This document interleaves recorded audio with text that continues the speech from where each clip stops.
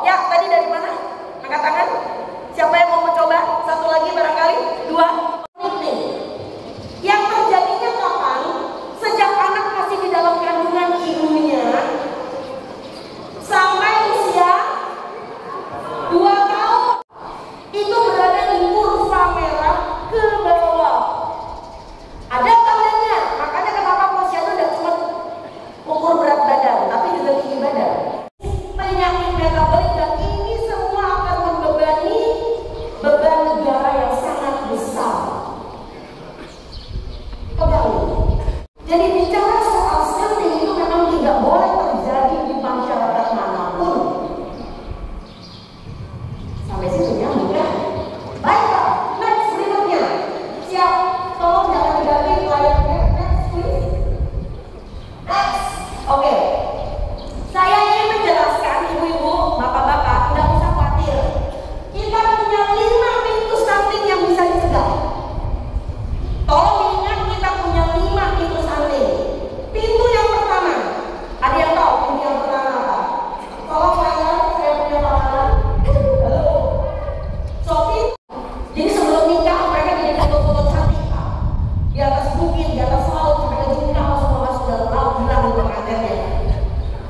Itu banyak untuk pre-wedding. Nah, kepala BKKBN kita itu mengatakan itu tidak penting, Pak Hasto. Ya, karena apa? Pre-wedding itu nggak penting. Yang lebih penting adalah pre-conception. Prakonsepsi. Prakonsepsi itu apa? Persiapan baik ibunya maupun ayahnya sebelum menikah. Bisa ngomong Pak ya? Halo, saya punya makanan.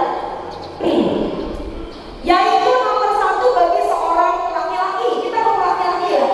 Calon ayah itu punya peran untuk mencegah anaknya nanti jadi stunting. Tebak perannya apa? Hah? Ampun deh. Ya, jadi penting banget bagi seorang ayah untuk mempersiapkan diri menjadi seorang panutan. Panutan. Jangan melakukan yang kamu tidak mau anakmu lakukan. Siapa laki-laki yang pengen anaknya merokok? Saya pengen tahu. Betul apa enggak? Enggak ada laki-laki gila mau anaknya merokok, betul enggak? Tapi bapaknya merokok. Halo. Ini lucu sekali. Lebih lucu daripada pantunnya Pak Bupati. Betul ya? Jadi contohkan apa yang Anda ingin anak Anda lakukan. Tidak merokok. Oke, perempuan, bagaimana caranya membuat anaknya tidak stunting? Tadi programnya menyebutkan pemberian tablet tambah darah setiap hari Jumat. So perempuan harus dijaga, tidak boleh stunting, tidak boleh membuat anaknya jadi stunting dengan cara perempuan yang siap menikah tidak boleh anemia. Anemia artinya kurang darah. Tidak sama dengan tekanan darah rendah. Tidak sama dengan tensi rendah. Anemia adalah kekurangan hemoglobin, ya, kekurangan sel darah merah kalau disebabkan karena kekurangan zat besi. Jadi seorang ibu itu ibaratnya seperti tanah yang siap untuk ditanemin. Betul apa enggak? Ya, jadi seorang ibu harus siap. Nomor 1, tidak boleh anemia.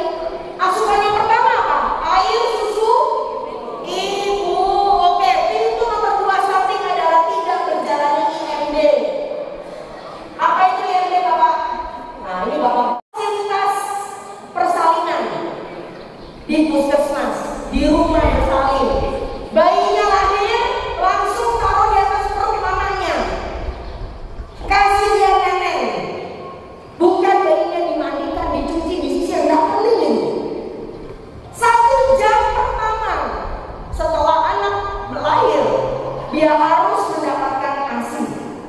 Bu dokter, tapi ASI-nya nggak keluar. Nah ini drama paling akbar di Indonesia. Ibu-ibu tolong beritahu calon mama muda, ASI di 3 hari pertama memang belum keluar Pak, belum keluar beras. Karena kita udah produsen susu sapi Pak. Ya, jadi lambung bayi baru lahir itu cuma segede kelereng. Bayi baru lahir lambungnya cuma sebesar kelereng ibu-ibu. Bagaimana mungkin ibunya ASI beras? Itu tidak mungkin sama sekali. Yang dibutuhkan justru ASI yang masih menetes, yang warnanya kuning. Itu namanya kolostrum. Itu membuat anaknya punya daya tahan prima. Jadi kalau anaknya nangis, itu bukan berarti anaknya lapar dan haus. Kalau punya mertua bawel, anakku nangis tuh, ibunya marah tak bisa netek, suruh pindah ke Ambon. Suruh naik kapal pindah ke Ambon, gak usah balik nanti 1 tahun ya. Kirim dia agak jauh, kalau perlu kirim dia ke Jepang. Jangan kasih pulang, itu baru tak berisik juga main. Ya, jadi seorang ibu itu harus punya rasa bahagia dan tenang supaya ASI-nya bisa keluar. Alhamdulillah, bersyukur, haleluya. Ya, jadi anak-anak ini harus mendapatkan ASI. Kenapa IMI itu penting? Karena kalau seandainya bidangnya atau dokternya ngawasi ketika pertama kali ada perlekatan, itu adalah saatnya seorang mama belajar menyusui. Banyak ibu-ibu itu tidak paham cara menyusui Bapak. Satu-satunya makhluk hidup yang harus belajar kalau nenek itu hanya manusia. Hewan gak usah. Hewan itu insting. Kucing tahu-tahu anaknya sudah berat banyak 5. Tapi kita gak bisa harus belajar. Siapa yang mau ngatain anaknya putihnya lecet? Ngaku. Banyak loh. Putih lecet artinya perlekatannya salah. Salah karena ibunya tidak dididik bagaimana melakukan perlekatan. Nah itu gunanya izin Bapak, Ibu Bella. Saya pengen banget Mas Sohi mempunyai konselor laktasi. Jadi tolong cari bidan atau siapapun perawat dokter, kursuskan dia. Gak usah jadi spesialis, kursuskan dia. Dalam kurikulum 40 jam dari WHO itu ada kursusnya. Ya, diselenggarakan oleh Asosiasi Ibu Menyusui Indonesia dan Sentra Laktasi Indonesia supaya dia mempunyai gelar menjadi seorang konsultan laktasi. Itu keren banget. Sebab kalau putihnya lecet artinya ibu, puting ibu itu cuma nempel di langit-langit bayi. Langit-langit bayi itu keras kan? Kegesek terus putihnya lecet dan anaknya tidak menyusu optimal. Puting ibu harus masuk sampai ke leher bagian dalam ke anak otak, ujung lidah. Itu adalah daerah yang lembut. Nah, jadi bayinya bisa menyusu dengan optimal. Betul ya? Bagaimana dengan puting datar? Ada perempuan yang puting datar. Nah, ini bisa diakali sejak ibunya belum melahirkan. Itu gunanya kita punya konselor laktasi supaya putihnya keluar. Kalau anaknya sudah lahir baru rame, bubar jalan. Oke, saya mau tanya, tandanya apa sih kalau anaknya tumbuh dengan baik? Berat badannya nambah sesuai dengan kurva berat badan menurut umur. Payudara ibu tidak ada yang namanya mililiter, nggak bisa lihat ya berapa mili, berapa cc. Tapi kita tahu anak kita tumbuh dengan baik, kita timbang. Itu gunanya posyandu harus bergerak dengan baik. Apabila anak baru lahir 1 bulan, berat badannya tidak naik sesuai dengan KBM, kenaikan berat minimal, ini artinya konselor laktasi harus bekerja. Ada yang tidak beres dengan nenek. Atau anaknya nenek cuma sebentar lepas. Sebentar lepas. Ini biasanya terjadi kalau bayinya udah 4 bulan. Saya mau nanya ya, usia 4 bulan, naiknya cuma 200 gram. Padahal mestinya sekitar 700 gram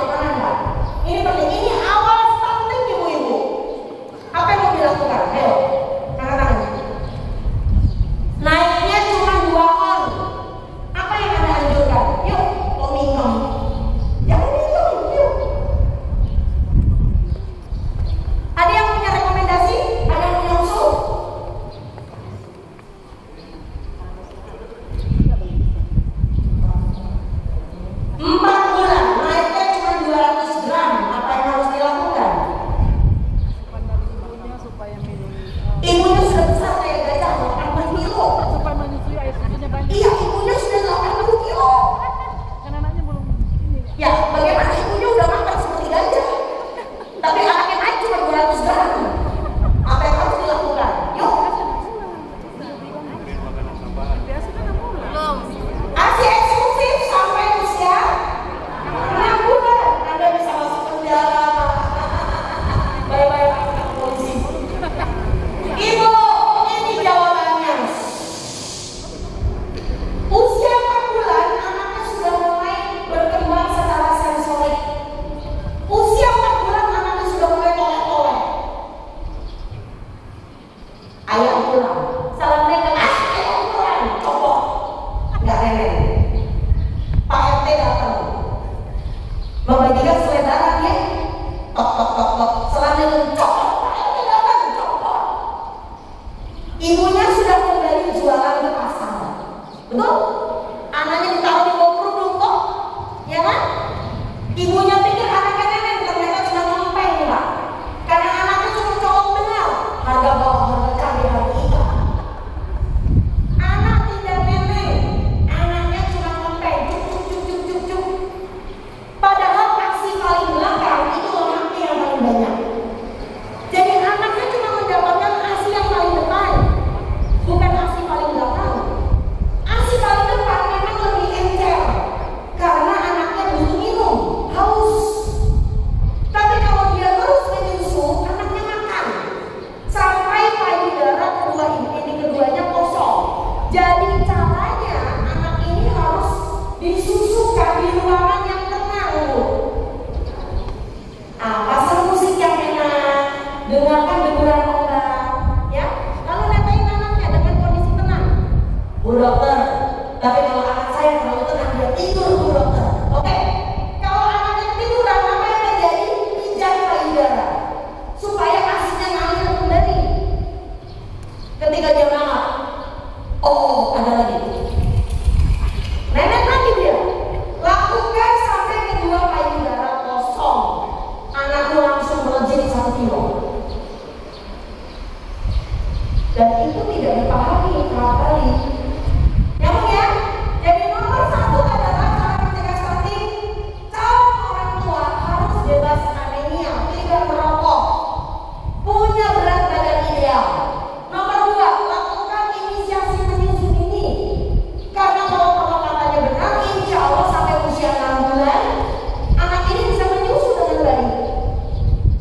Oke, nomor 3, lakukan yang disebut dengan ASI eksklusif. Oke, ibu-ibu, kenapa ya usia 4 bulan bayinya nggak boleh makan? Ada yang tahu nggak? Bu dokter, tapi kalau anak saya lagi makan sama bapaknya lagi makan, anak saya suka iseng gitu. Ambil contoh. Kasihan dia liatin ayahnya makan, tapi usianya baru 4 bulan. Ada yang tahu kenapa? Kenapa 4 bulan nggak boleh makan? Barangkali mulutnya siap karena anak ini sedang fase oral. Dengerin, fase oral bukan berarti anaknya siap nah. Fase oral itu memang mulutnya lagi gregetan. Anda kasih dia sendal pun akan dikunyah sama dia. Kau kasih dia sendal, dimakan sama dia. Karena sedang fase oral. Nah, karena apa? Karena di usia 6 bulan itulah anak betul-betul siap makan. Pencernaannya siap, semuanya siap, dan tidak mudah alergi. Karena satu-satunya dikenal sama badan manusia di 6 bulan pertama itu cuma ASI. Yang lain itu benda asing. Benda asing tertelan lebih mudah menyebabkan alergi. Makanya kenapa banyak orang alergi ini, alergi itu cek deh pola makannya seperti apa. Pertama kali belajar makan. Nah, pintu nomor 4 sudah kita mau tutup nih. Pintu nomor 4 adalah tentang MPASI. Nah ini penting nih, ini pasang yang baik-baik. Makanan pendamping ASI. Yeay, anaknya sudah usia 6 bulan.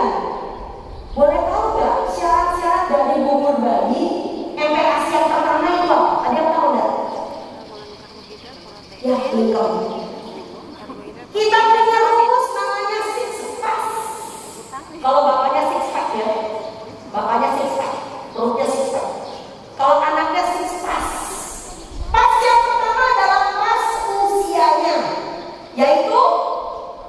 bulan. 6 bulan, ya. 6 bulan ya, kurang lebih 1-2 hari boleh lah, ya. Yang kedua adalah pas komposisinya. Siapa orang Maluku yang pertama kali makan anak cuma dikasih pisang? Jadi monyet nanti anaknya. Nggak boleh dikasih pisang. Pas yang nomor 2 adalah pas komposisinya. Apa saja komposisinya? Karbohidrat, protein. Harus ada karbo, setuju? Apalagi? Protein. Protein hewani. Ini yang terpenting ya. Protein Yang hewani. ketiga apa? Ada sayur dan buah. Ya. Yang keempat adalah protein nabati kalau seandainya memang kurang. Jadi tidak boleh pertama kali makan anak cuma dikenalkan dengan pisang. Nggak bisa, nggak tumbuh anaknya. Dan yang paling penting kenapa 6 bulan harus makan? Karena cadangan zat besi itu sudah anjlok. Cadangan zat besi sudah anjlok. Dan ASI tidak lagi sanggup untuk mengikuti pertumbuhannya. Tetapi ASINya tetap diberi sampai usia 2 tahun atau lebih. Kalau Anda muslim, Anda tahu di Al-Baqarah 233. Susuilah anakmu sampai dengan 2 tahun. Ya, bukan berarti lalu kemudian di 6 bulan ASINya diganti dengan support. Itu ngaco nomor 1 paling ujung. Jadi usia 6 bulan ada 6 pas. Nomor 1 adalah pas usianya. Nomor 2 pas komposisinya. Harus ada apa? Makanan pokok. Makanan pokok tidak selalu harus nasi. Boleh ubi, boleh kentang. Kalau papeda belum bisa ya. Lalu kemudian harus ada protein hewani. Ada sayur dan buah. Lalu kemudian ada protein nabati kalau masih kurang. Pas yang ketiga adalah apa? Ayo. Pas teksturnya. Ibu-ibu, mohon maaf, bapak-bapak, banyak anak-anak muda kita nggak pernah bisa bikin bubur bayi. Nanti kalau ada hari ibu, hari kartini usul ya, lain kali ya, coba lomba bikin bubur bayi. Yang menang begitu bayinya lahap, hop hop hop hop. Yang kalah kalau bayinya, weh, itu kalah itu nggak bisa ini. Ya, oke. Cara bikin bubur bayi, ada yang tahu bagaimana? Halo, diapakan? Diulek dan disaring. Jadi masak sampai lunak. Nggak bisa cuma dari pakai nasi, diuyak-uyak, pakai ikan diuyak-uyak, anaknya disuapin. Makanya kenapa di luar sana pedagang itu gencar banget jualan pakai bubur kemasan. Karena ibunya tidak pernah diajari cara membuat bubur sendiri. Padahal makanan dari sumber alam itu tentu lebih baik daripada pabrikan, betul apa enggak? Jadi masak bubur bayi itu harus sabar, istiqomah. Istiqomah itu berat, kalau ringan namanya istirahat. Ya, jadi masak sampai lunak, ulek dan saring, setuju ya? Oke, ada yang mau nanya, kenapa tidak pakai blender? Masuk sudah ada listrik kok. Ya, lalu kemudian semua peralatan masuk kok. Dari blender, slow cooker, ini mama-mama kita semua tinggal pencet-pencet kan? Kenapa bukan blender ibu? Ada yang tahu? Kenapa bukan blender?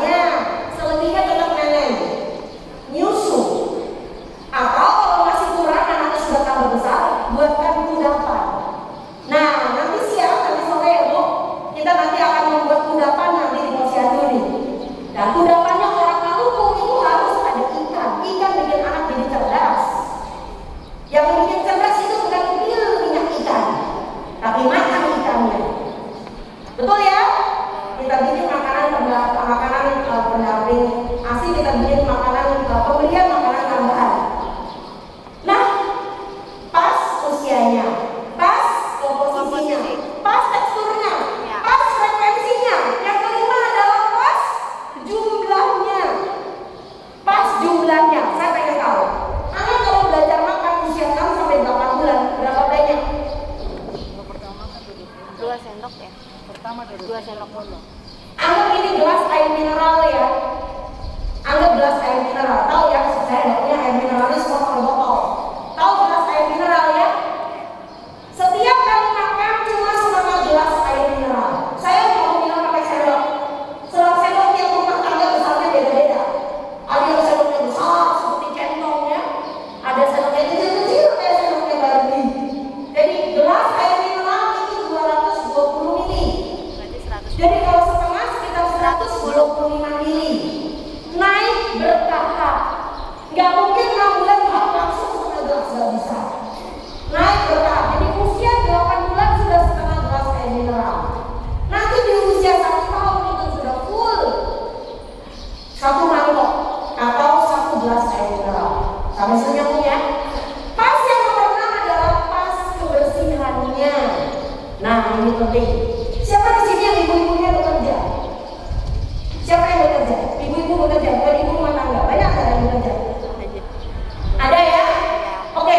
Biasanya mama-mama kalau bekerja, dia tidak bisa tiap kali anaknya mau makan bikin bubur. Biasanya buburnya dimasak 1 kali buat 3 kali makan. Betul nggak? Iya. Saya pengen tahu bagaimana cara angetinnya. Ada yang tahu? Bagaimana cara menghangatkan MPASI? Beli alat pemanas. Taruh air, dipanaskan, makanannya ditim. Ditim, jadi makanan yang sudah dimasak sekali tadi ditaruh di dalam air yang rebusan yang mendidih. Tidak dipanaskan langsung. Air Misalnya air dibasuh di panci, lalu bubur yang dipanci itu tadi dimasukkan lagi ke air yang dipanci. Apinya nyala enggak? Nyala. Oke, ini namanya dikukus.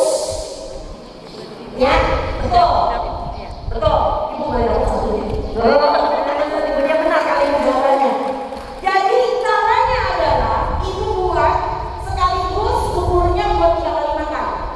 Mamanya biar waras gitu ya. Mamanya biar waras. Pulau sari bagi dalam 3 wadah. 3 mangkuk. Tutup rapat, masuk kulkas. Harus masuk kulkas. Kalau tidak punya kulkas tidak boleh disimpan. Bikin setiap kali mau makan karena risikonya diare. Banyak sekali anak-anak yang ada di pedalaman itu diare. Diare adalah salah satu pintu menjelang sahur. Mati dulu. Oke. Jadi caranya dibagi menjadi 3 tempat, tutup, masuk kulkas. Saat mau makan, buka tutupnya, masukkan ke dalam kukusan, api menyala 5-10 menit. Tujuan menghangatkan bukan supaya buburnya hangat, bukan. Tujuan menghangatkan adalah mematikan risiko bakteri, risiko kontaminasi. Ibu punya ya? Karena banyak sekali anak yang sudah mulai makan dia bisa menjadi diare. Hati-hati, hanya karena memberikannya dengan cara yang tidak benar. Jadi kita sudah bisa menutup 5 pintu salin ya? Bisa ya? Yang kelima apa? Ayo ada yang ketinggalan. Kebersihan tadi. Ya, yang kelima itu yang paling penting adalah anaknya tidak boleh terlambat imunisasi. Banyak penyakit bisa dicegah dengan imunisasi. Nah, seringkali yang terjadi adalah bapak ibu anaknya gampang sakit, lagi demam, dibawa ke posyandu. Ya, anaknya lagi demam, mundur lagi deh bulan depan. Bulan depan datang, ya ibu anak saya habis mencret, nggak lagi jadi bulan depannya lagi. Akhirnya anak ini imunisasinya terlambat. Dia mudah kena campak. Anak kalau kena campak nggak mau makan. Anaknya diare lagi. Dan ini adalah pintu stunting gila-gilaan. Makanya kenapa stunting itu justru grafiknya mulai melandai. Itu biasanya setelah anaknya di atas 1 tahun. Dari lahir sampai tahun 1 tahun bagus. Tapi begitu 1 tahun anaknya sering sakit-sakitan.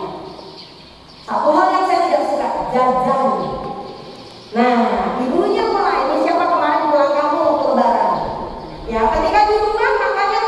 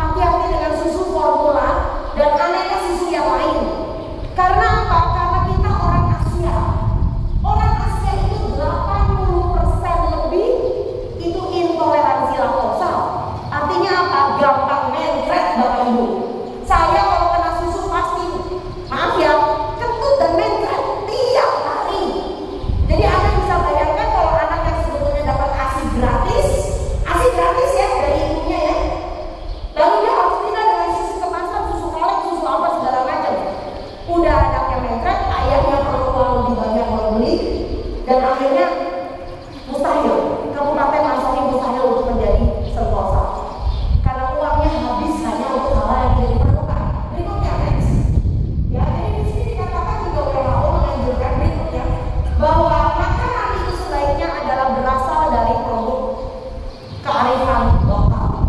Dan disebutkan juga bahwa hati-hati dengan iklan. Saya bukan orang yang anti dengan support. Susu formula itu diberikan sesuai indikasi medis. Misalnya ibunya minum obat, obatnya mengandung hormon, dan dia tidak bisa karena air susunya akan keluar sisa obatnya. Maka itu adalah salah satu cara anaknya harus mendapatkan support. Anaknya punya penyakit genetik misalnya, maple syrup syndrome, dia tidak bisa mendapatkan ASI, dia harus mendapatkan support khusus.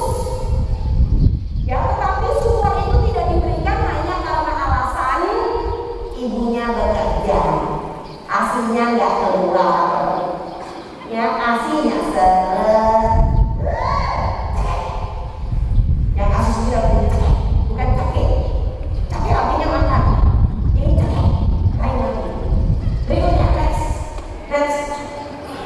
Oke, nah ini sudah saya ngomong tadi bahwa makanan lokal itu dipentingkan karena dengan demikian kita selain juga membuat anak kita sehat, kita juga meningkatkan ekonomi rakyat, betul apa enggak? Ya, jadi saya tadi pagi barusan bicara dengan ibu yang menyiapkan makanan. Saya sedih banget. Anda tahu nggak? Maluku itu ikan tunanya besar-besar. Kita mau penghasil ikan luar biasa di sini. Bapak Ibu tahu, 1 kilo tuna di sini dijual berapa? 1 kilo 25.000. Karena dengan uang 200.000 Anda mendapatkan tuna 8 kilo sebenarnya dengan saya. Anda tahu harga tuna di Jepang berapa? 1 kilo 2.250.000 rupiah. Ini namanya bajingan pening.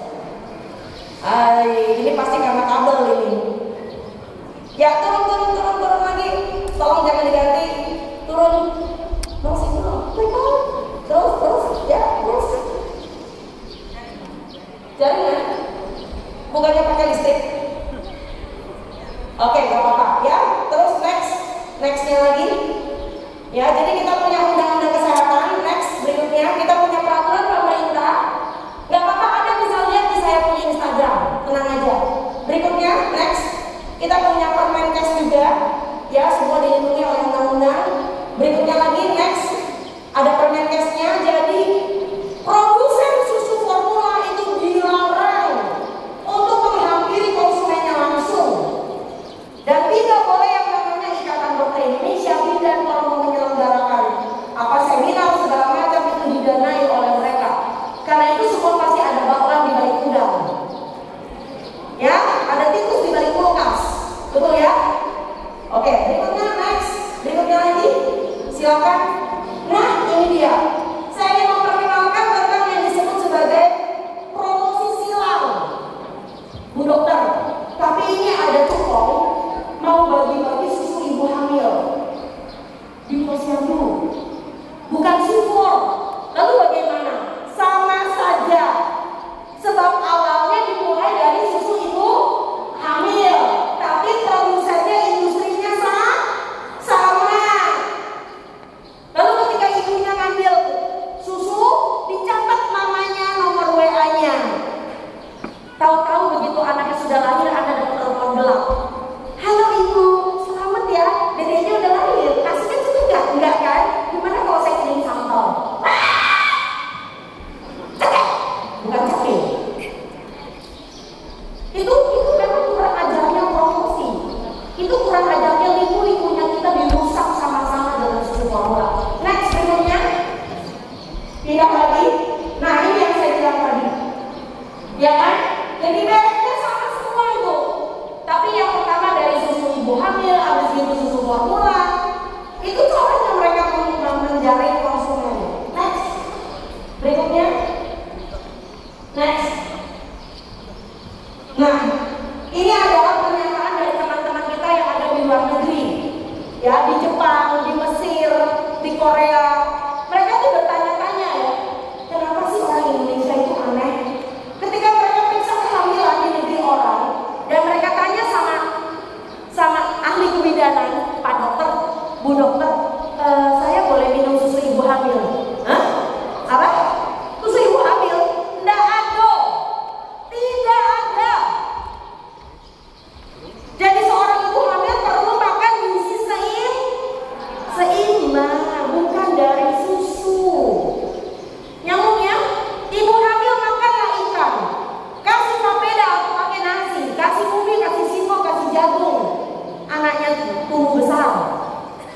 Next, berikutnya. Next. Yuk, next. Nah, jadi kita punya pedoman namanya buku KIA.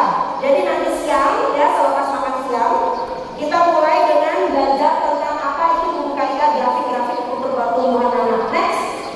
Berikutnya. Berikutnya. Sinyalnya hilang. Jadi di buku KIA jelas banget bagaimana cara pembuatan MPASI, berapa banyak gramnya juga udah ada. Jadi kalau para ayah mau belajar silahkan. Next, berikutnya. Berikutnya. Next.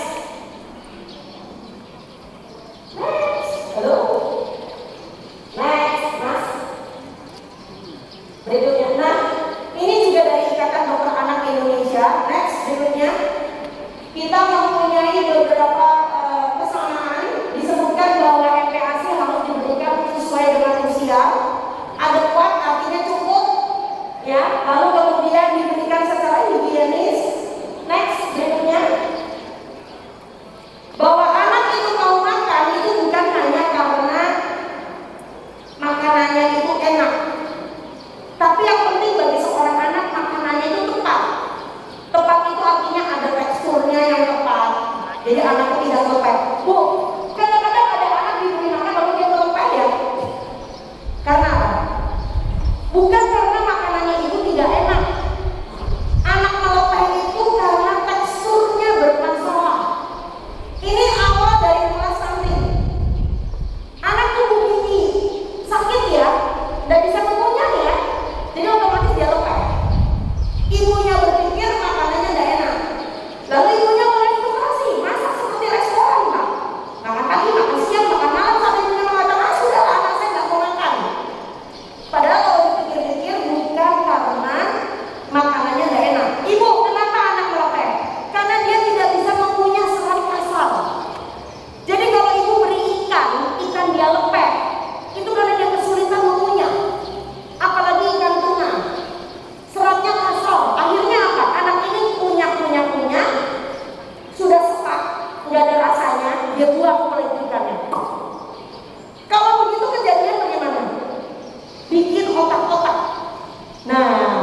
ikannya haluskan.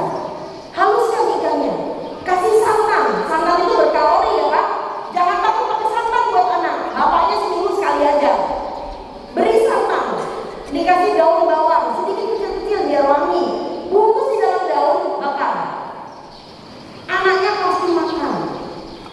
Bikin siomay orang Cina. Cincang, lumatkan, masukkan ke dalam tahu. Jadi ada tahu dibelah, diisi dengan ikan. Anaknya tumbuh besar Bu.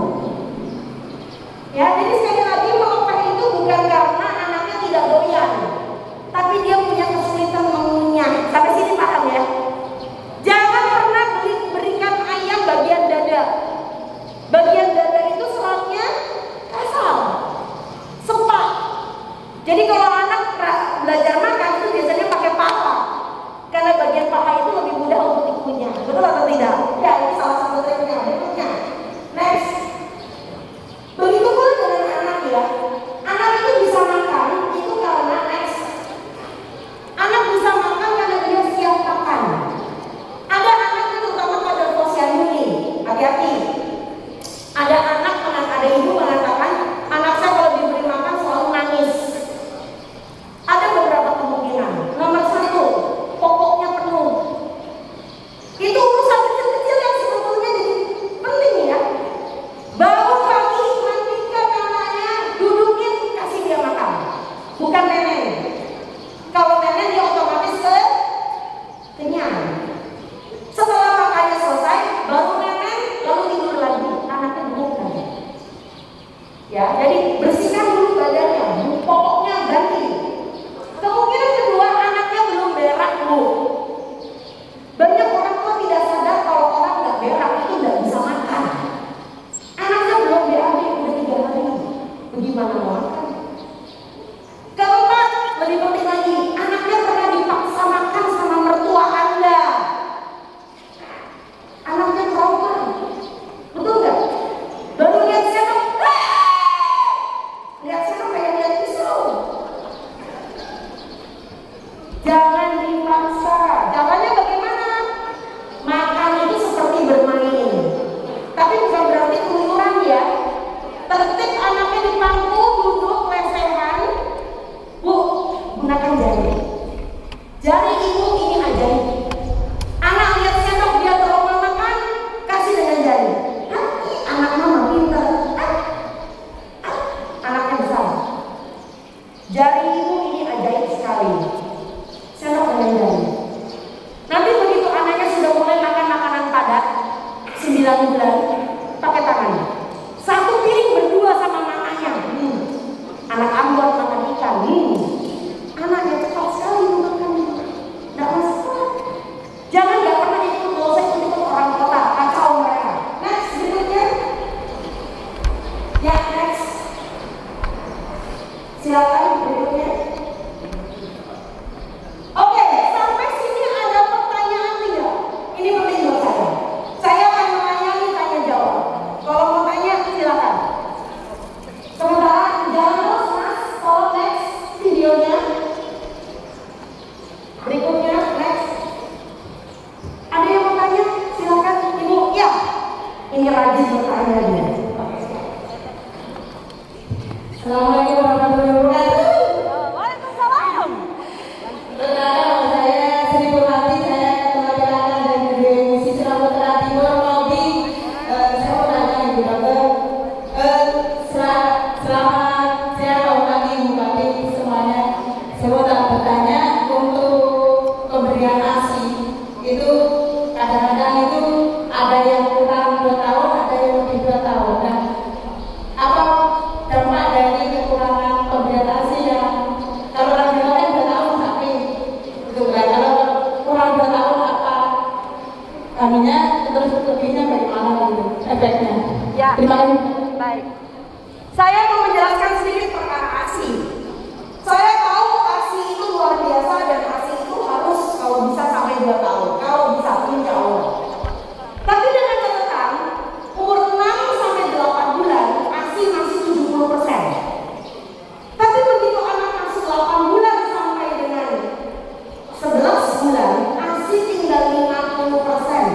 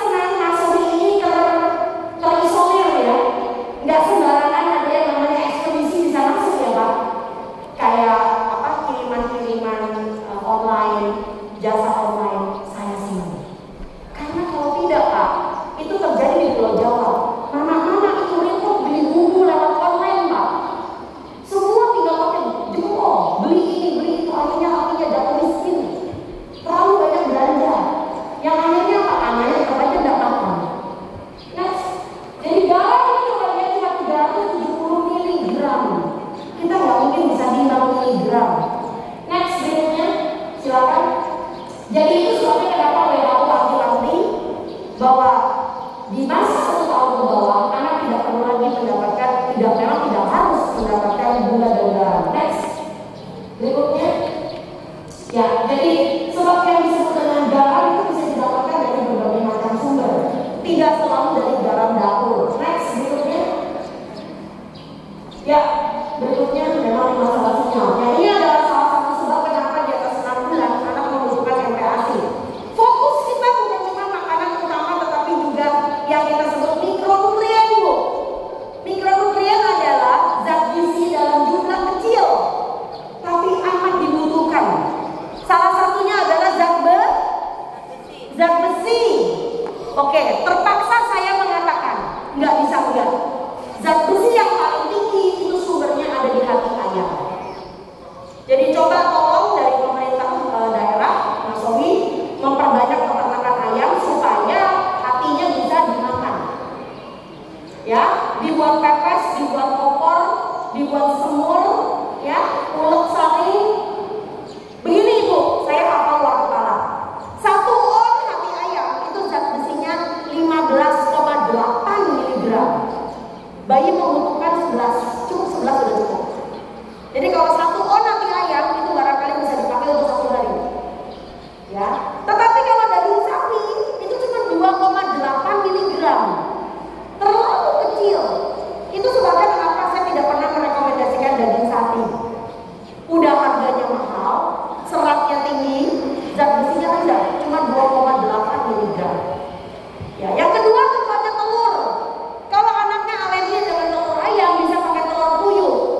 Nah, coba mulai membudidayakan peternakan telur puyuh. Dan anak kecil itu senang dengan telur puyuh, anak kecil-kecil. Dan ini bisa dijadikan masukan juga buat PMT di posyandu. Nah, telur puyuhnya dibikin pinggang, pakai tusuk sate, masukin ke dalam plastik es mambo. Nah, supaya bersih kan? Bagi-bagi. Itu murah sekali, sangat murah. 1 telur ayam sama dengan 5 sampai 6 telur puyuh. Jadi Anda bisa bayangkan, dan 1 butir telur ayam itu bisa mencegah stunting sampai 47%. Hanya 1 butir telur ayam setiap hari, karena dia adalah bagian dari protein hewan. Next, berikutnya. Ya, ini adalah suatu tabel yang sudah saya bikin tentang zat besi. Anda bisa lihat nanti. Next. Jadi hati ayam juga direkomendasikan oleh UNICEF dan WHO, dan tidak benar yang namanya hati ayam itu mengandung racun. Kalau ada racunnya ayamnya mati. Ya, setuju bahwa hati adalah organ detoksifikasi, tetapi racunnya dibuang melewati ee. Nggak mungkin racunnya ditampung di dalam hati ayam, itu omong kosong itu. Ya, dari sini dikatakan bahwa sayur dan buah juga merupakan komponen penting. Jumlahnya tidak perlu terlalu banyak. Buahnya cukup 1 lauk tangan anaknya 1 hari. Jadi jangan sampai anaknya digoyang sekali makan semangka, makan pisang, lalu kemudian dia tidak lagi mau makan bubur karena terlalu kenyang dengan buah. Itu tidak boleh. Karena apa? Buah itu kalorinya kecil, tidak ada proteinnya, anaknya nggak tumbuh. Jadi buah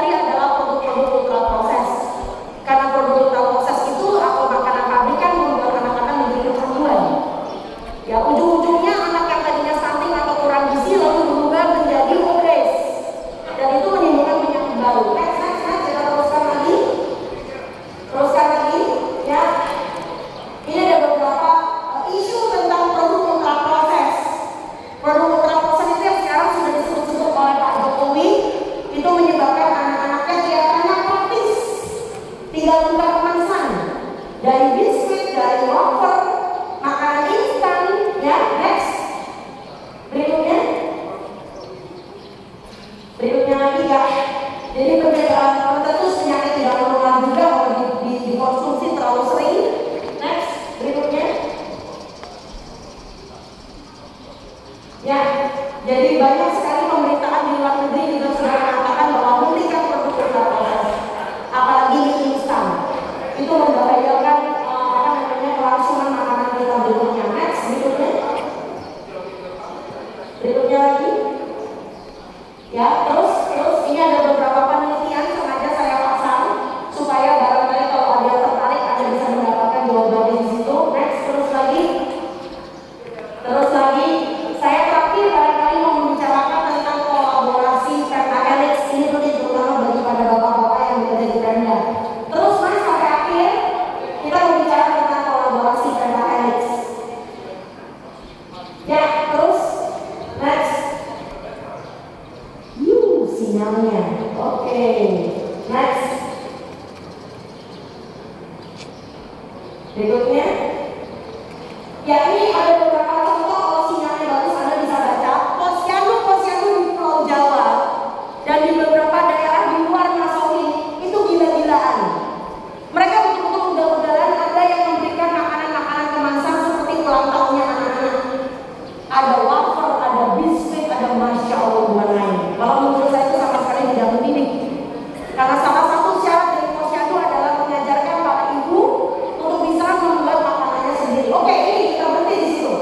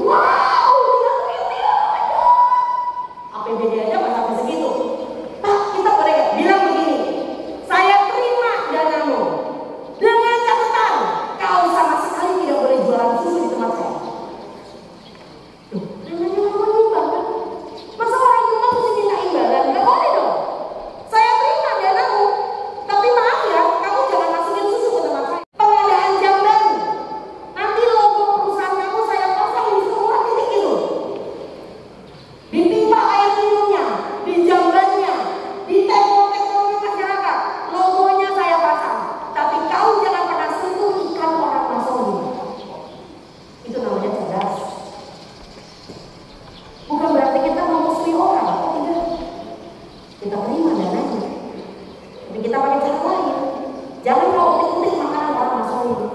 Orang Masawi makanannya sudah bagus. Saya tidak pernah melihat di sini bapak-bapak yang badannya pendek ya. Ini bapak-bapak tinggi dan tegap orang Maluku ya. Karena apa? Barangkali Anda nggak pernah mengalami stunting memang Pak.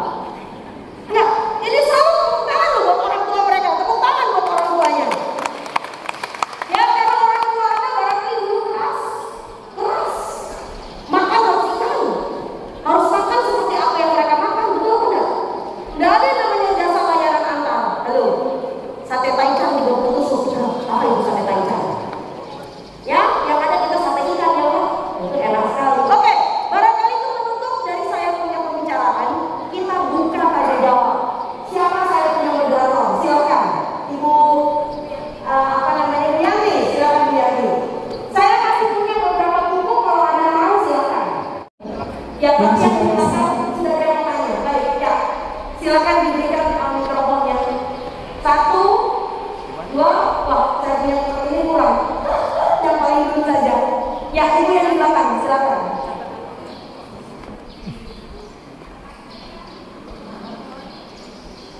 Iya, terima kasih atas kesempatan yang diberikan buat saya. Perkenalkan saya Ketua PKK dari Desa Manggarai. Saya mau bertanya, bagi ibu yang menyusui, ibunya minum pil KB, apakah pengaruh buruk untuk anaknya? Jawabannya tentu tidak, selama hasilnya masih keluar. Selama hasilnya masih ada, dia mengikuti pil KB. Yes. Apakah mempengaruhi pertumbuhan anak? Tidak. Yang kedua, ada ibu-ibu yang melahirkan anaknya belum mencukupi 1 tahun, tetapi dia juga sudah melahirkan lagi. Apa efeknya pertumbuhan daripada anak tersebut? Yang ketiga, barangkali saya menyarankan bagi Bapak Bupati yang kebetulan ada, kalau kita lihat mengenai stunting ini merupakan penyakit nasional sehingga harus diperhatikan. Sehingga kami mohon dari desa apabila ada menyusun program, kami mintakan supaya harus ada sosialisasi ke desa-desa. Karena banyak, kalau kita lihat saja tadi, banyak juga yang bisa menjawab pertanyaan daripada ibu tentang stunting. Berarti masih kurang pemahaman tentang stunting. Betul. Sehingga saya mintakan dari Pak Bupati, jangan lupa melakukan program untuk melakukan sosialisasi ke desa-desa. Ya, yang pertama dulu. Ibu ada begini ya. Sama sekali ini. Ya, nomor 1 adalah kalau ibu sudah ber-KB. Nah ini yang penting ya. Jadi usahakan supaya KB-nya tidak mengganggu kelancaran air susu ibu. Seringkali yang menjadi masalah bukan asinya buruk, tetapi kelancaran asinya menjadi terganggu. Jadi pilih cara ber-KB yang lain yang tidak mengganggu kelancaran asi. Yang kedua, nah ini kebalikannya. Ibunya masih menyusui tapi sudah beranak lagi, ya kan? Nah jadi artinya program penggalakan keluarga berencana, betul-betul berencana itu memang harus lebih banyak difokuskan ke arah sana, betul ya Bu ya? Bagaimana keluarga itu dibangun dengan rencana agar tidak jadi bencana, ya? Ini penting banget. Ya, terima kasih Bu buat masukannya. Siapa lagi tadi? Ya Ibu yang di belakang. Kita main yang di belakang dulu saja. Sabar ya Bu. Silakan. Ibu. Ya, terima kasih dok atas kesempatan yang diberikan untuk saya. Sama-sama. Ya, berbicara mengenai stunting ini adalah masalah yang serius yang harus ditangani dan harus dituntas di Kabupaten Maluku Tengah. Ya Ibu, di sini ada 2 pertanyaan saya. Yang pertama Ibu, untuk mencegah stunting bagi anak di usia 1 tahun ke atas. Tadi Ibu katakan bahwa untuk mencegah stunting ada 5 pintu. 5 pintu itu bisa kita cegah apabila kita lakukan selama 1000 hari kehidupan. Dan untuk bayi yang usia batas 6 bulan. Dari stunting ini dan 5 pintu yang tadi Ibu Di dalamnya untuk mencegah stunting bagi bayi di umur 1 tahun ke atas. Apabila kita kader sudah memperlakukan salah satu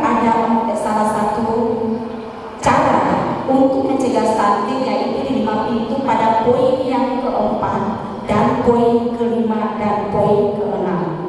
Apabila di dalam pencegahan stunting di poin 4, 5 dan 6 ini kita berlakukan, adakan atau diperbolehkan kita untuk memberikan susu formula untuk pencegahan atau untuk perkembangan anak yang terkena stunting. Mohon penjelasannya Ibu.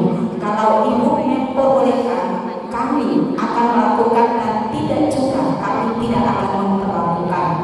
Yang kedua Bu, berbicara menyangkut dengan menyusui, ya IMD kemungkinan besar telah dilakukan oleh Dinas Kesehatan. Tetapi kenyataan yang kita dapat di lapangan, IMD dilakukan juga dan formula juga dilakukan. Bagaimana kalau masyarakat tidak mengikuti cara-cara yang telah diberlakukan oleh Dinas Kesehatan, teristimewa di rumah sakit? Ketika anak lahir, ada susu formula yang sedang dijual belikan di dalam rumah sakit tersebut. Apakah itu diperbolehkan atau tidak? Mohon penjelasan. Terima kasih Bu.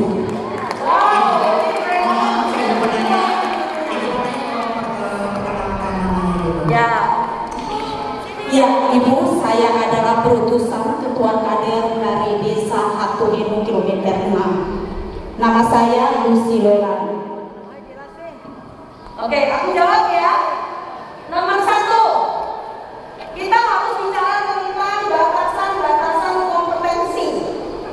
Kader itu sebatas hanya dengan mencatatkan, menimbang, pencatatan penimbangan dan pengukuran tinggi badan. Tapi tidak boleh memberikan apapun yang di luar kewenangannya. Jadi artinya kalau anak ini 2 kali nimbang berat badannya tidak naik, Anda harus segera rujuk ke puskesmas. 2 kali berat badan timbang tidak naik, ini berisiko anaknya tinggi badannya bakal kena. Karena berat badan itu adalah cermin asupan gizi jangka pendek. Jangka panjangnya imbasnya ke tinggi badan ini.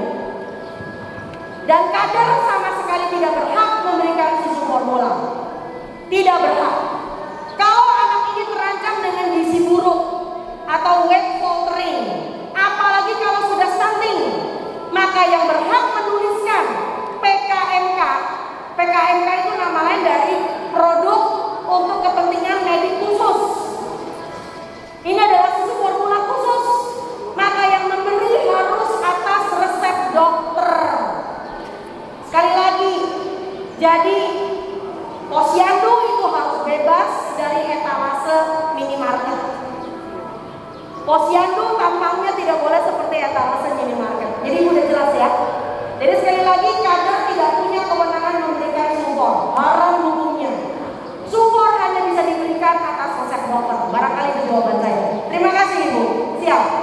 Ya, untuk penanya yang ada di sini kita pending dulu sebentar karena sudah ada 2 pertanyaan dari peserta online Ibu. Kami persilakan dari PKK Kecamatan Teluti Baru. Silakan menyampaikan pertanyaannya. Suaranya tolong bisa dikatakan ini sedikit.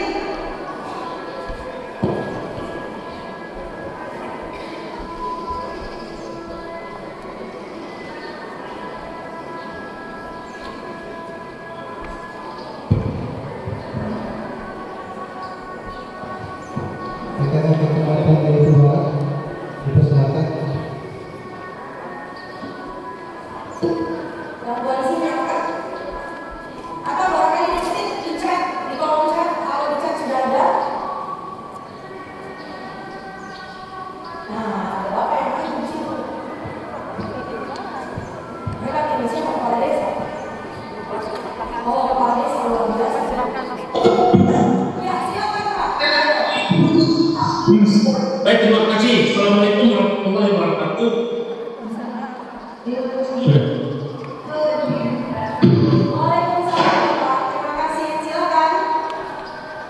Baik, perkenalkan diri bahwa saya Raja dari Ibu dari Kecamatan Behitu Barat, Kabupaten Lombok Tengah. Kebetulan ini ada kita dari saya Ibu. Saya mampu sedikit Ibu berikan Ibu. Ada suami di tengah laut, batu hadap kubur keramat. Selamat datang Ibu di kabupaten kami. Pergi dan pulang, semoga selamat.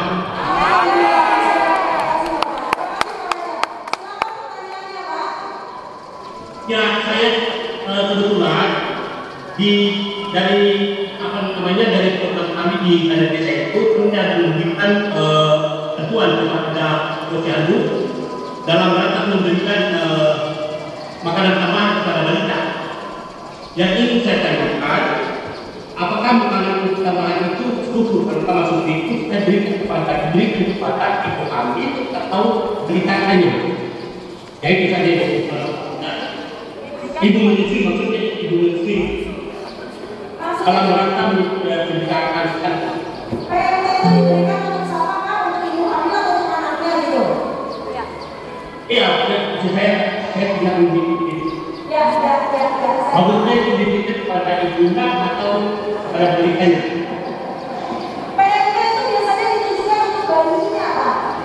Itu sebabnya kenapa PMT disesuaikan. Artinya ada PMT yang masih lembut banget untuk anak yang berusia 6 sampai 8 bulan. Kalau ada juga PMT yang untuk anak yang sudah bisa mengunyah. Jadi PMT itu tidak perlu seperti nasi kotak ada undangan hajatan kawinan Mbak. Ya, jadi cukup misalnya diberikan lontong ikan. Nah, diberikan bumbu lelapu. Nah, diberikan bumbu ikan misalnya. Boleh Pak? Siap. Jadi PMT itu sederhana saja, dan usah seperti kayak orang hajatan Bapak.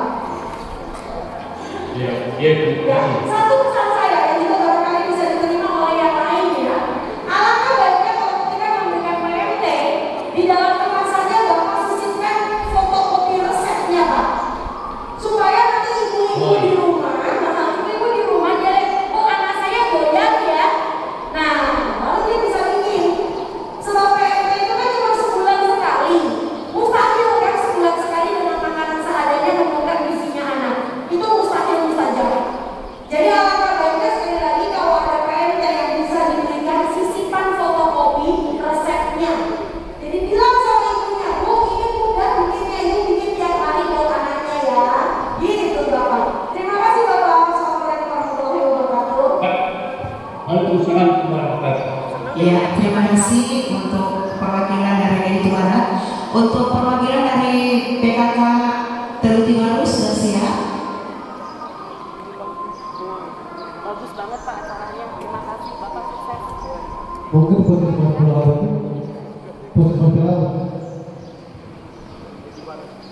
dipersilakan. Silakan Ibu.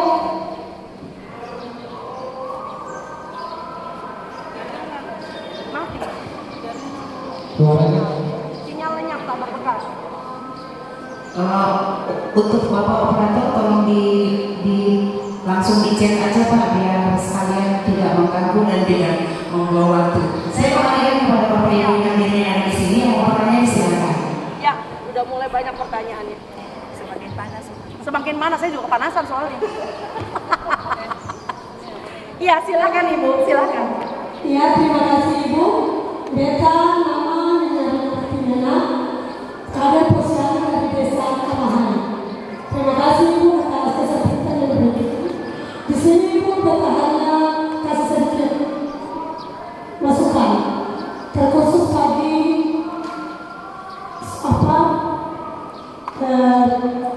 petugas kesehatan mengenai susu perempuan dan tadi dikatakan. Memang sini Ibu yang paling kita perlukan itu ASI untuk bayi. Sedangkan yang kita sesalkan setiap ibu hamil itu sudah dikerahkan ke rumah sakit untuk melahirkan. Kenapa? Setelah melahirkan ada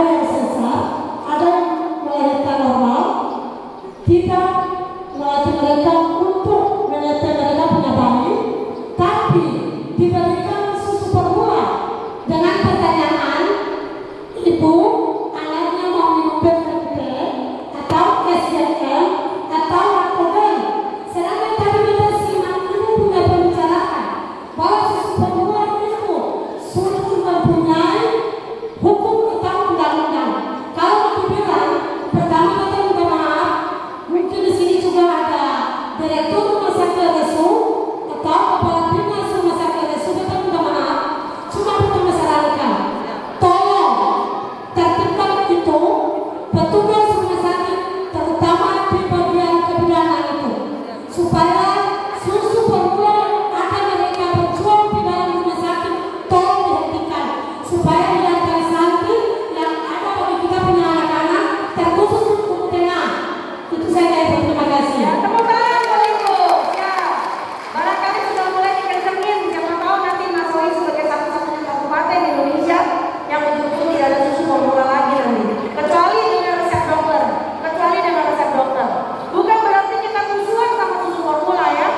Tetapi yang kita tidak suka adalah etika pemasarannya. Jadi barangkali ibu-ibu yang memang sebetulnya bisa menyusui, akhirnya menjadi teralihkan sampai akhirnya ayahnya jatuh miskin kalau mencuri susu formula.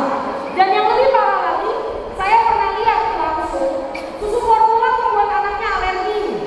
Karena anaknya alergi, anaknya diare, anaknya muntah sampai dehidrasi, harus beli susu formula yang levelnya lebih tinggi lagi. Yang harganya itu satu karton, harganya setengah dari gaji bapaknya. Itu agak gila memang ya, dan itu habis dalam waktu 1 minggu. Ya, jadi bisa dibayangkan, jadi memang alangkah baiknya kalau kita sudah punya aturan, saya mohon kepada aparat yang berwenang di tempat ini, mari kita tegakkan aturan itu. Karena ini semata-mata hanya untuk maksud hidup anak-anak masih ingin saya tegakkan. Terima kasih banyak, keren sekali. Next. Ya, sebelumnya aplaus dulu karena sudah semakin semangat. Aplaus dulu Bapak Ibu. Nah, kesempatan diberikan bagi Bapak Ibu yang memberikan pertanyaan dari peserta online. Sudah 4 orang, tapi sampai sekarang belum jadi. Berarti kita lanjut lagi. Kita lanjut lagi. Iya, silakan Ibu perkenalkan namanya. Makin siang makin panas. Terima kasih, selamat siang atas kesempatan ini kan bagi saya dari Posyandu Halulu. Saya sebagai kader, ingin saya tanyakan, tadi ada beberapa ini sudah menyampaikan, tapi mungkin lebih jelas lagi. Dan tadi dibilang itu inisiasi yang disembunyi atau itu. Kalau dilihat itu pada saat melahirkan itu, pada saat dilahirkan langsung diletakkan langsung diberikan inisiasi disembunyi atau kolostrum itu. Tetapi bagaimana dengan cara ibu-ibu yang melahirkan lalu air susunya tidak keluar? Apa solusinya supaya bisa diberikan? Kalau dilihat nanti dikasih susu formula apa menjadi kalau perkembangan bagi bayi atau tidak? Itu yang pertama. Yang berikut, yang tadi dijelaskan mengenai bayi balita tidak boleh terlambat dalam imunisasi. Tetapi kedapatan di lapangan itu adalah bayi balita yang terlambat imunisasi. Terlambat 3 bulan, terlambat 6 bulan, sampai 4 pun terlambat. Bagaimana mengatasi perkembangan bayi yang terlambat waktu imunisasi? Apakah kalau terlambat dari 3 bulan atau 6 bulan bisa dikatakan vaksin imunisasi pertama bisa berbeda dari skala pertama atau tidak? Itu yang menjadi kendala bagi kader untuk menjelaskan ke lapangan, karena kader juga belum memahami tentang imunisasi yang benar. Yang berikut,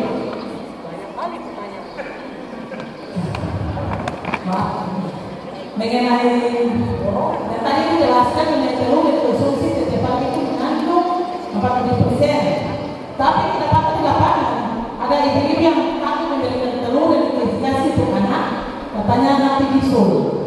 Kalau kasih telur nanti bisul lagi. Jadi kata jangan kasih kata buat bisul. Jadi kata tak kasih telur. Jadi mungkin itu memberikan yang terbaik bagi ibu kami di sini. Itu ya, sekarang korban. Sabar ini yang pada usia 1 sampai 2 tahun itu yang tadi menjelaskan pada protein untuk hewani itu. Kenapa sampai nabati diberikan murah? Kenapa harus sampai protein hewani itu harus lebih daripada nabati? Sedangkan kalau dijelaskan, kalau di sayur itu dikasih telur untuk perkembangan mengatasi stunting. Tetapi kenapa sampai harus hewaninya lebih? Kita penjelasan. Terima kasih. Baik, izin Bu Yati, saya menjawab semuanya.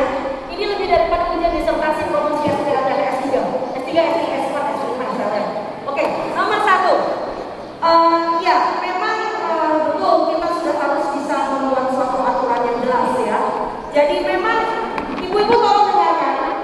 Walaupun ASI belum keluar, bayi mempunyai cadangan energi sampai 3 hari ke depan setelah dia lahir. Jadi Anda nggak usah khawatir.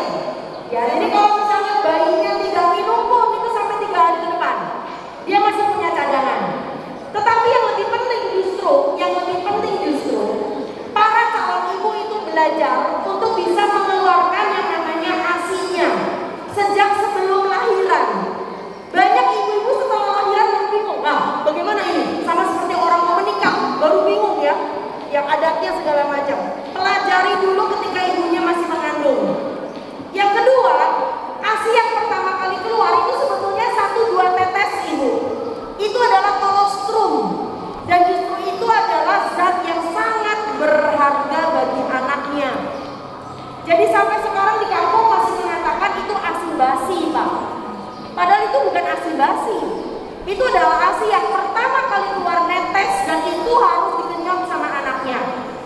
Dan walaupun ASI-nya masih tetes-tetes, semakin sering bayinya mengisap, itu merupakan rangsangan buat ibu semakin cepat memproduksi ASI. Jadi prinsip pembuatan ASI adalah semakin sering dikosongkan akan semakin sering diisi. Jadi bukan menggunakan ASI booster apa segala macam, tidak. Harus minum-minum yang aneh-aneh, oh tidak. Jadi semakin sering dihisap sama anaknya, ASI-nya akan lebih sering untuk diproduksi. Itu yang pertama. Lalu yang berikutnya yang ibu tanya tentang masalah protein hewani. Ya, kenapa protein hewani itu dilebihkan? Saya sebetulnya udah ngomong tadi, barangkali ibu kelewatan, bahwa zat besi ibu, zat besi dari protein hewani itu lebih mudah diserap oleh tubuh manusia ketimbang dari yang nabati. Sedangkan anaknya membutuhkan untuk membuat sel darah merah supaya tidak anemia. Betul atau tidak? Ya. Nah, berikutnya lagi tadi pertanyaan kedua apa ya, Pak? Oh, telur. Ah, tidak benar telur membuat bisul. Yang bikin bisul itu anak tetangga. Karena bisul, karena kumannya nempel. Karena kulitnya tidak bersih, jarang mandi anaknya. Ya, yang terakhir adalah bicara tentang imunisasi. Nah, imunisasi sebetulnya bisa yang namanya dikejar. Caranya mengejar adalah kembali ke puskesmas, lalu diatur ulang jadwalnya. Yang mana saja yang belum terpenuhi. Yang sudah lewat kita lupakan, tapi yang belum kita akan jadwal ulang biasanya di puskesmas. Itu bidan sama dokternya biasanya paling jago itu. Bikin yang namanya kejar imunisasi. Ya, barangkali itu jawaban saya. Terima kasih Ibu. Ya, aplaus dulu untuk Ibu narasumber kita. Kemudian kesempatan diberikan lagi kepada Bapak Ibu yang bertanya lewat online, silakan. Silakan, ayo pembicara, ayo cepat. Dari negeri Kecamatan Musakawati. Ketawai. Yang sudah ada.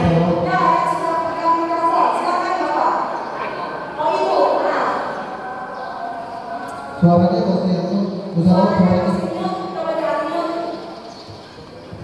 Suaranya. Api usaha itu suaranya. Pak Camat tolong Pak Camat. Halo Pak Camat.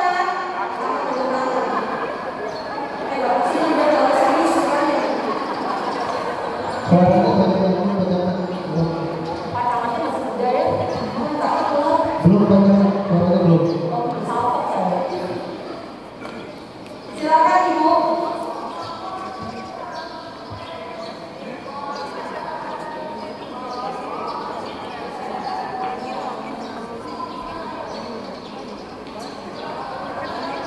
Sementara ada dua. Ya, silakan PKK itu baru sambil menunggu jaringan dari Nusa Laut. PKK baru. Ya silakan Ibu. Terlebih baru.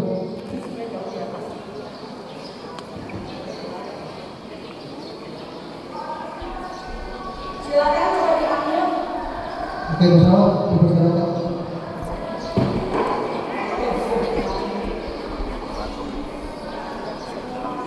Yuk, aduh giliran jaringannya bagus soalnya nggak kuat.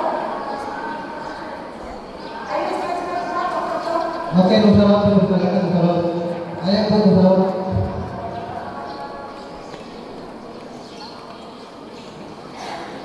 Oh,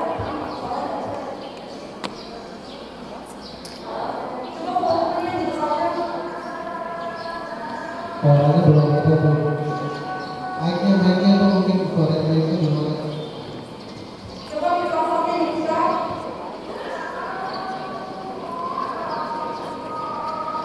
Izin Ibu narasumber sambil menunggu sudah ada chat yang masuk dari Kepala Pemerintah Negeri Mabu.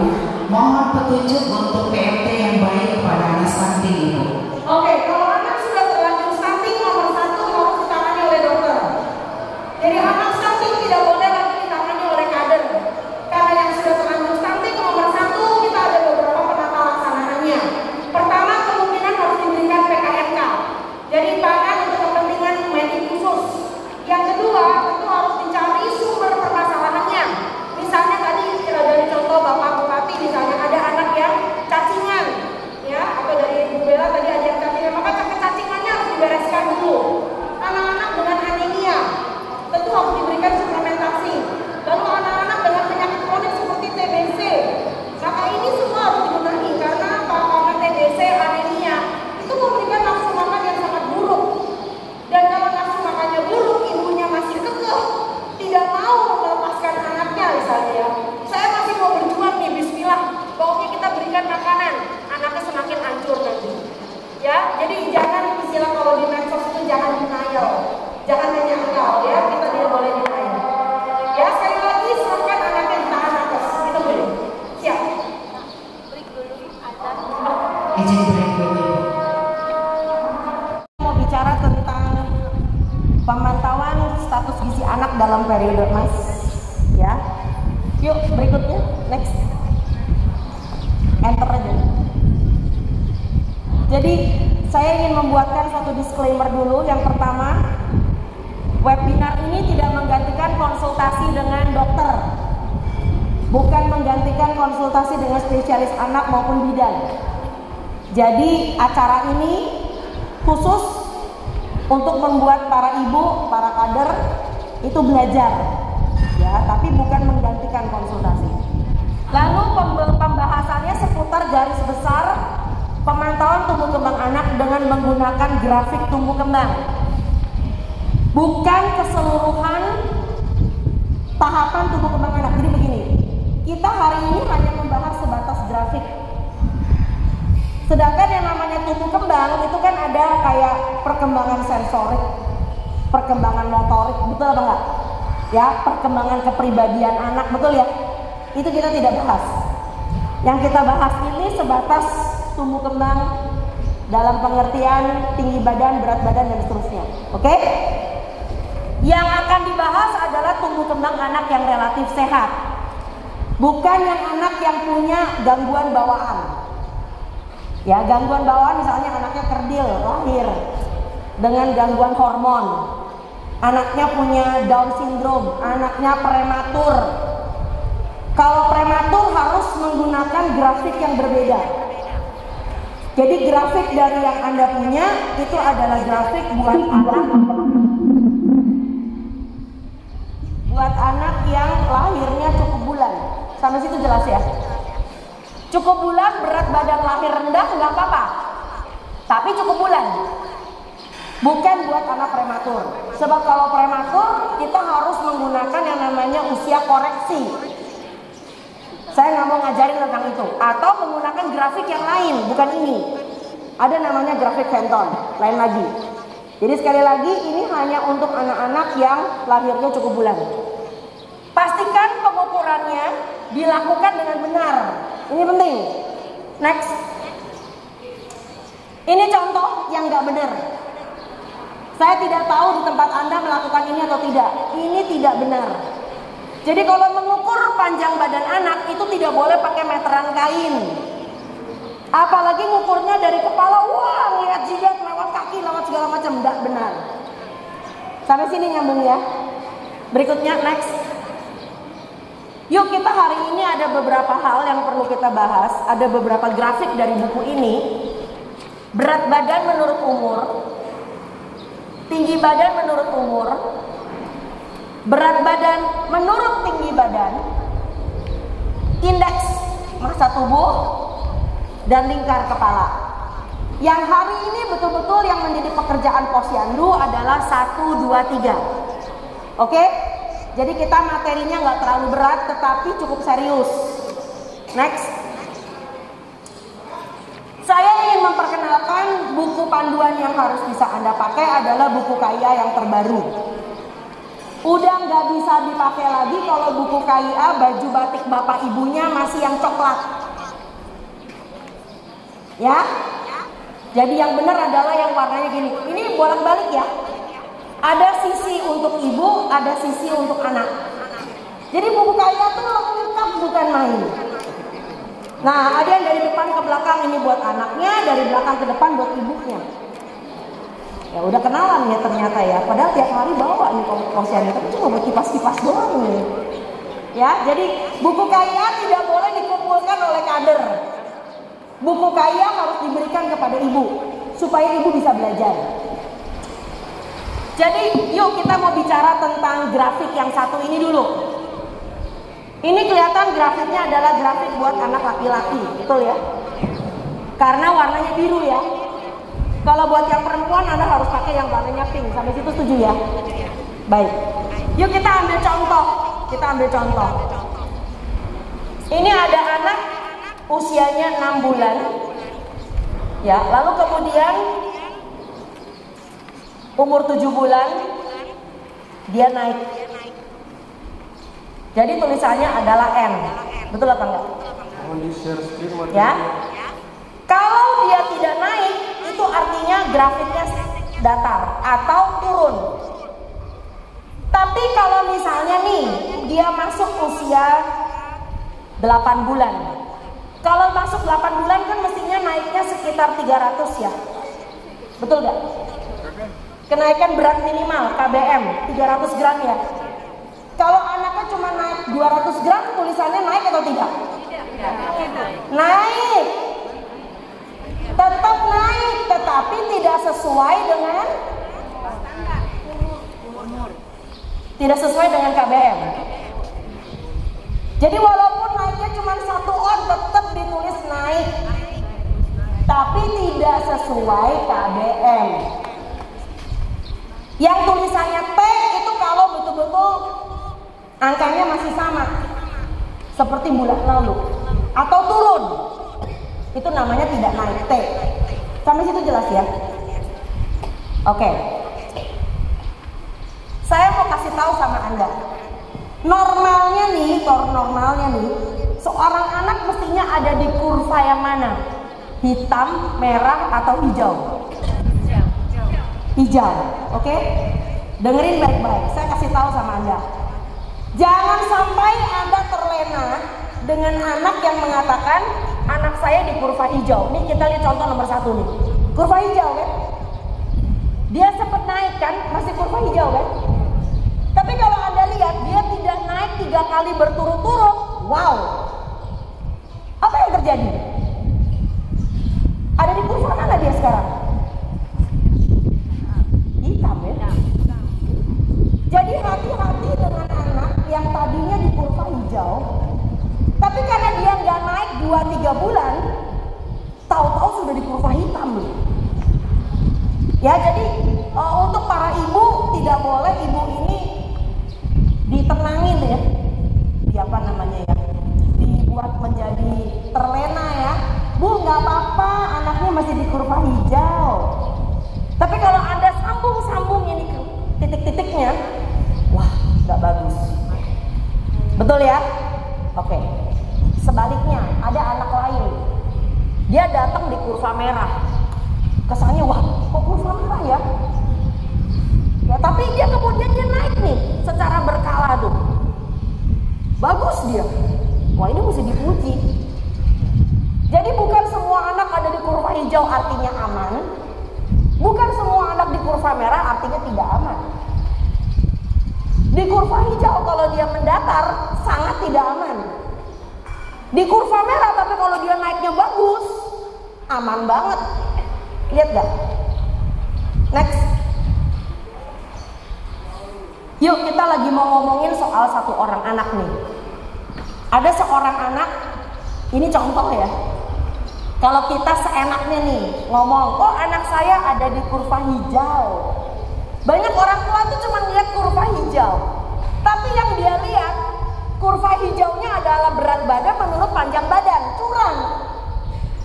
Ini nggak bisa dijadikan penilaian. Contoh nih, ada anak nih, umurnya, kok di sini nggak ada umurnya, berapapun umurnya, dia cuman panjang badannya 100, beratnya 15 kilo. Kalau Anda sambung ini kan, oh kurva hijau ya, tapi Anda nggak lihat di umurnya berapa. Next. Ternyata kita harus bicara tentang ini, penting banget. Saya mau beri contoh nih ya. Ini contoh, kita udah mulai masuk ke dalam contoh. Ada seorang anak perempuan 1 tahun 12 bulan. Pertama kurva yang harus Anda lihat itu adalah kurva berat badan menurut umur. Jadi kurva yang pertama adalah berat badan menurut umur. Contoh, anak 12 bulan beratnya 7 kilo. Kurva merah ya. Kurva merah ya. Tapi kan kita nggak tahu riwayat sebelumnya. Kalau riwayat sebelumnya ada di kurva hijau, dia turun, wah ini anak nggak beres nih. Tapi kalau tadinya di kurva hitam yang di bawah, lalu kemudian dia naik, dia lumayan. Ingat-ingat, ini anak 12 bulan 7 kilo, oke? Next. Kita lihat 12 bulan tingginya 75 cm. Kita lihat kurva yang kedua, yaitu tinggi badan menurut umur yang kedua. 1 tahun. Oke, kita lihat di sini ternyata tinggi badan menurut usia dia normal. Ya, sebab kamu harus lihat ini nih, Bu. Angka yang kurva 0 ini adalah kurva yang normal. Yang saya bilang tadi di seminar tentang stunting, itu kalau kurvanya di -2 ke bawah. Jadi stunting dinilai dari grafik ini. Panjang badan atau tinggi badan sama panjang badan sama ya, menurut umur. Jadi yang normal memang harus ada di garis 0 atau ke atas. Nah, yang disebut 0 itu kurang lebih, yang disebut dengan normal kurang lebih sekian tuh kan. Nih. Pokoknya nggak boleh -2 ke bawah aja. Ya begitu -2 ke bawah, maka disebut sebagai pendek.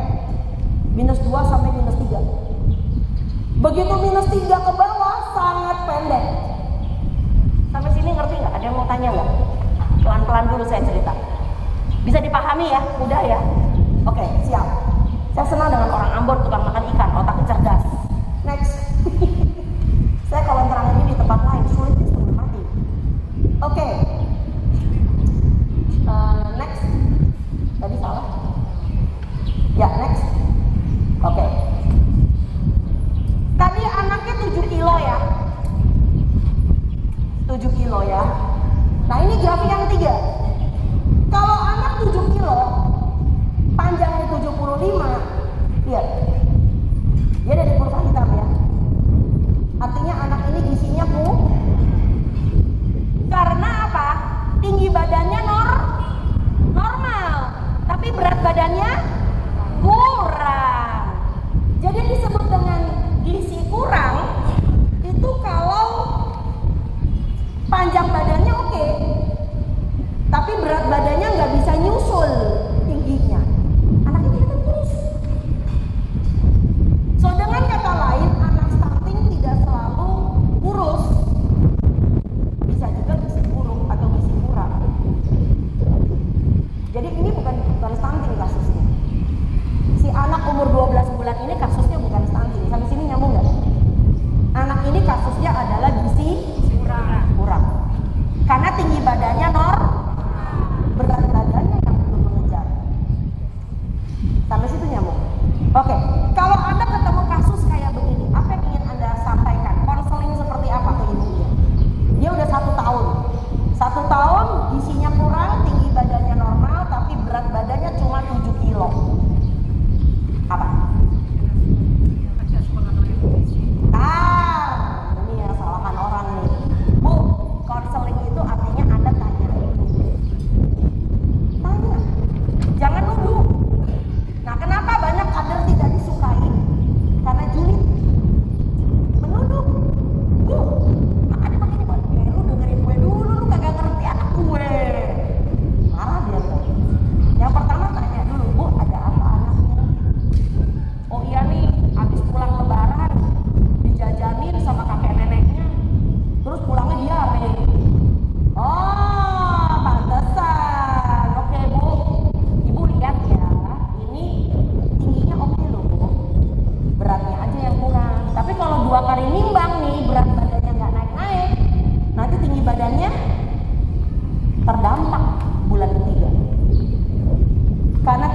badan itu adalah asupan gizi jangka panjang. Berat badan itu adalah asupan gizi jangka pendek. Jadi kalau anaknya habis sakit, habis diare, habis GTM, gerakan tutup mulut, karena tumbuh gigi, otomatis berat badannya terganggu, betul nggak? Jadi kalau ibunya sudah paham, udah, Anda tenangin ya, udah Bu, mulai sekarang balik lagi ya disiplinnya ya. Ibu kan tahu kan pola makan sebelumnya seperti apa, kan dulu beratnya bagus. Iya Bu Kader, saya tahu. Dah, aman. Sebentar, ketemu kasus ibunya lain, nggak tahu Bu. Saya juga sebel, anak saya terus itu perasaannya makannya banyak. Kadernya ngomong apa? Anaknya 7 kilo, dia nggak tahu. Habis perasaan digendong berat, tapi kenapa sih anaknya cuma 7 kilo, saya juga nggak tahu. Ayo, mau ngomong apa? Anda kader loh, sering nggak ngadepin kayak gitu? Sering. Oke, Anda mau jawab apa? Misal, saya perhatiin anak saya kok. Anak saya nggak pernah lepas dari ketek saya. Nggak juga, anak saya semua makannya beres, saya yang kasih makan. Sering nggak kader berantem sama orang tua? Tahu nggak karena apa? No. Karena cara kita bicara menggurui dia. Karena cara kita bicara menggurui dia, padahal dia tidak mau digurui. Saya orang tuanya, saya yang paling tahu sama anak saya. Berantem. Iya makanya. Akhirnya kalian berantem di posyandu. Nggak elok kan? Betul apa enggak? Cakep. Oke, sekarang gimana cara ngomongnya Ibu? Saya nggak tahu anak saya kenapa cuma 7 kilo, perasaan dia makannya lahap. Yuk kita beri contoh yuk berdua yuk. Saya kadernya, jangan terbalik. Kamu kadernya, saya ibu. Yuk, ini contoh ya. Oke Bu, kalau gitu coba mari kita lihat sama-sama bagaimana misalnya cara makan dia sendiri, atau misalnya apakah dia sebelumnya ada sering sakit. Kita lihat sama-sama ya. Enggak, anak saya nggak pernah sakit kok. Oh iya, mungkin ada sering dikasih cemilan-cemilan. Ya anak saya kalau nggak mau makan, yang penting kan dia makan. Dia memang jarang makan sarapan, tapi ya dia kalau makan bangsa kayak kue-kue dia mau. Oh iya. Kalau gitu mungkin oleh kakak-kakaknya mungkin sering dikasih cemilan tanpa ibu Yang ketahui. memang anak saya sering makan cemilan, dia nggak mau makan pagi sama saya. Tapi daripada anaknya nggak makan, kan mendingan saya dia makan. Oh iya, begini ya Bu. Jadi Betul apa enggak? Kalian ngadepin itu enggak? Jangan, persis. Ayo kita terusin. Sambil kata, emaknya galak. sudah mulai emosi kadernya. Oh, emosi ya? Keluar parang ya? Ayo terus. Iya Bu, maksud saya begini. Ini kan juga untuk kebaikan anak ibu juga. Mari kita lihat sama-sama. Mungkin. Ya tapi kalau anak saya nggak mau makan terus gimana dong? Anak saya cuma mau makannya kue. Nah, kuenya itu kue yang seperti apa Bu? Ya kue biasa lah yang ada di warung lah itu. Nah, itu kan kita bisa bervariasi kuenya, jadi tidak perlu harus beli di warung. Bisa kita buat sendiri, kudapan sendiri. Saya punya warung juga, saya jualan. Oh, gitu. Bisa kan lewat ini posyandu misalnya. Kan posyandu cuma sebulan sekali. Oh, Ibu sibuk sekali ya kalau gitu Bu. Kan sebulan sekali nggak mungkin anak saya jadi tumbuh besar. Masa anak saya makan cuma sebulan sekali? Hei, betul apa salah?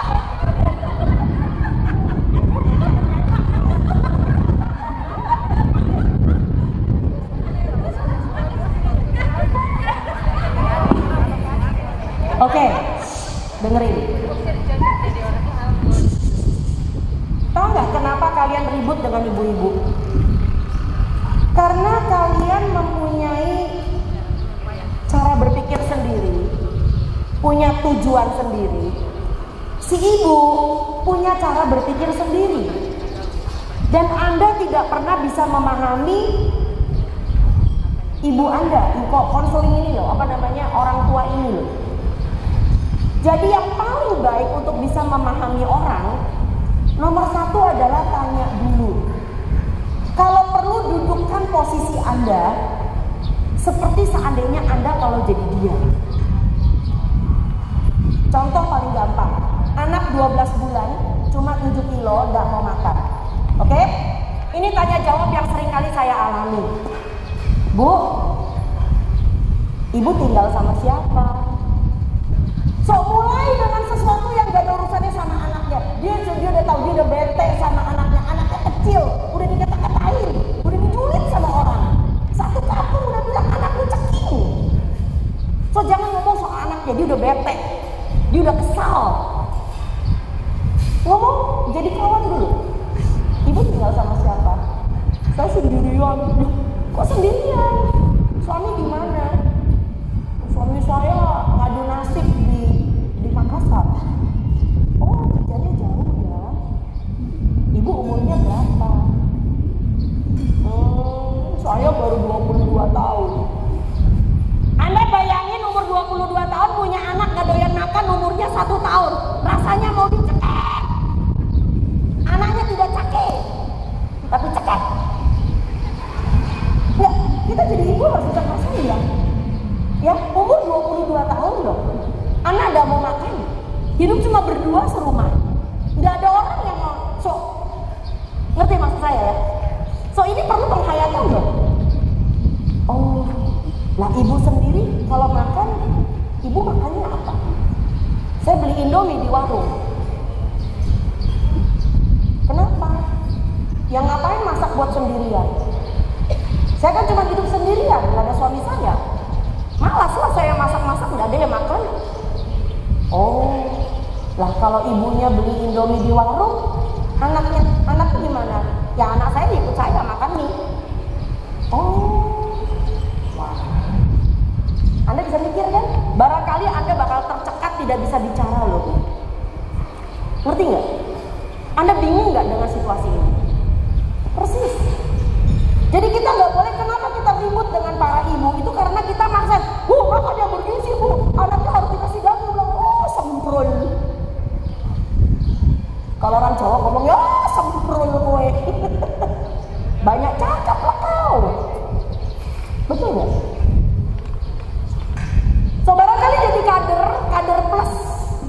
Anda bisa mengatakan, gini deh bu, ibu tahu yang namanya soto. Orang Maluku juga kenal soto kan? Ya tahu sih. Bu, pernah tahu nggak? Ada istilah dari mulut turun ke hati. Apa itu? Itu istilah suami itu sayang karena istrinya pintar masak. Suami kamu pulang berapa kali sebulan? Ya, sebetulnya bukan psikologi juga sih. Mendekati orang dengan perasaan sebagai manusia. Bukan orang itu didikte dengan ilmu. Ibu-ibu ngerti ya? Ya suami saya kadang-kadang pulang sebulan sekali, kadang-kadang bisa 2 bulan sekali. Kenapa? Ya katanya berhemat. Soalnya kan transport mahal, angkutan mahal. Bu, gini, mau nggak punya suami kerjanya di Mas Robi aja? Ya mau lah. Ngapain juga dia kerja jauh-jauh? Gini bu, sebetulnya sih suami itu bisa loh ada kerjaan di sini. Dia kangen pulang karena istrinya pintar masak. Gitu ya? Iya. Bu, kapan-kapan main ya ke rumah saya. Saya kasih resep soto. Tapi saya nggak punya apa-apa, saya cuma punya panci buat Indomie. Lah, masak soto kan pakai panci bu. Ya, kapan main ke rumahnya? Kan ibu tahu rumah saya. Ya deh, tapi ngerepotin nggak? Nah, saya mau ngajarin kamu supaya kamu pintar masak biar disayang sama suami. Begitu dia mulai punya hubungan baik dengan suaminya, anaknya juga mau makan, so semua berjalan dengan baik. Jadi sekali lagi menjadi kader itu adalah memahami seorang perempuan dengan keluarganya, dengan permasalahannya. Makanya kan ada istilah, kenapa sih di Indonesia itu kader itu dipilih bukan masyarakat pergi ke dokter atau ke bidan. Kader itu adalah kayak pengganti keluarga dalam hidup seorang perempuan. Karena kader itu dianggap dia ngerti keluarganya, ngerti jeroannya. Ini kucing saya aja lagi hamil, tapi makannya bersih. Sedemikian rupa sehingga seorang kader itu bisa dijadikan tempat kepercayaan. Dan kalau Anda sudah pernah mendengar cerita dari seseorang, ini mulut dijaga pakai segel, nggak boleh ember ke orang lain. Begitu kepercayaan ternodai, satu kampung tahu semua masalahnya, Anda bubar. Ini penting. Satu tahap ya. Nanti kita lanjutkan dari sini. Jadi Anda bisa lihat ternyata anak ini punya gizi kurang. Oke? Next.